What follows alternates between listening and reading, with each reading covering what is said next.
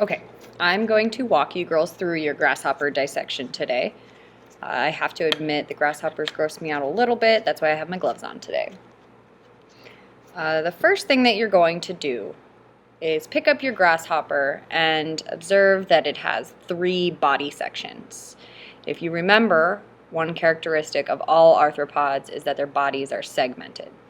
So on the grasshopper, we can clearly see a head. Behind the head, we have the thorax. And then the next body section is the abdomen, which goes all the way to the end. So make sure you pick up your grasshopper and find those 3 body sections. The first one that we'll be looking at is the head. Kind of a creepy little guy. When you look at the head of your grasshopper, you should be able to see 2 long, slender antennae. If you recall, antennae are sense organs that allow the organism to sense its surroundings. It can detect vibrations, maybe light, etc. On either side of the grasshopper's head, you can see 2 black dots. These are the compound eyes. And then in the center of the compound eyes, if you look through the magnifying glass, you'll see 3 small dots, which are the simple eyes. Just because the grasshopper has 5 eyes doesn't necessarily mean it has great vision, but what the eyes allow it to do is detect light, dark. It can detect motion, it can detect motion around the grasshopper, and it also allows the grasshopper to sense how far away things are from it. If you pick up your grasshopper and look underneath it, you'll be able to see the mouth parts. So the mouth has something called an upper lip. So if you use your pick, you can kind of lift up that upper lip, and beneath that we have the jaw. So the mouth parts consist of the upper lip and the jaw. Okay, so we've covered the head. Next we're moving on to the thorax. The thorax has 2 pairs of legs. So you can see 1 smaller pair of legs and then 1 larger pair of legs. The smaller pair of legs are the walking legs. Obviously the grasshopper uses these for locomotion.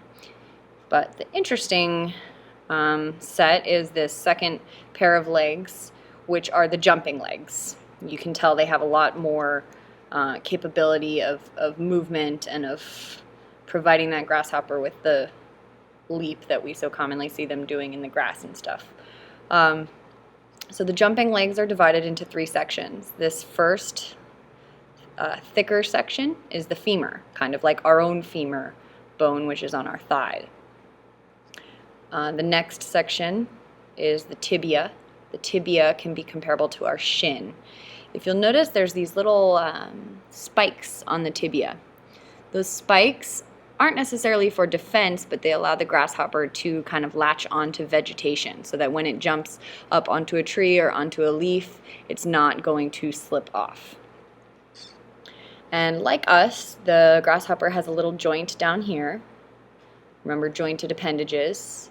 And that's its ankle, or its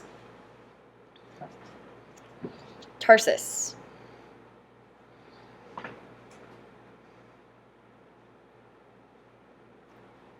So we have the femur, the tibia, and the tarsus. These are all, humans have comparable anatomy. We have a femur, a tibia, and a tarsus as well. Also on the thorax, you can see 2 small pairs of wings. So let me see if I can bring this up here. We have 1 wing here, and then another small wing underneath it. So the top wing is kind of spotted, and that second wing is real thin. Underneath the wings, you should be able to see a circular structure, which is a hole or the grasshopper's ear. This is known as, you'll be able to see it more clearly on your specimen, this is known as the tympanum, and that's the grasshopper's ear. All right, moving on to the abdomen, you can kind of pull the jumping legs up a little bit. If you look at this section here under the magnifying glass, you'll be able to see little holes along each little segment. Those holes are known as spiracles, and that's how the grasshopper breathes.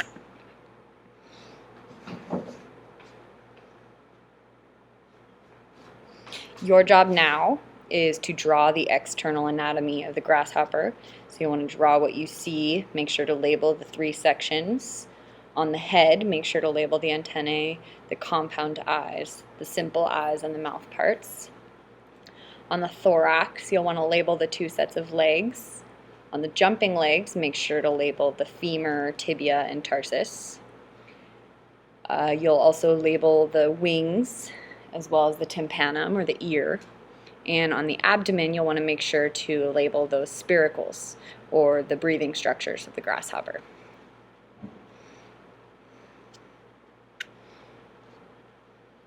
That's it.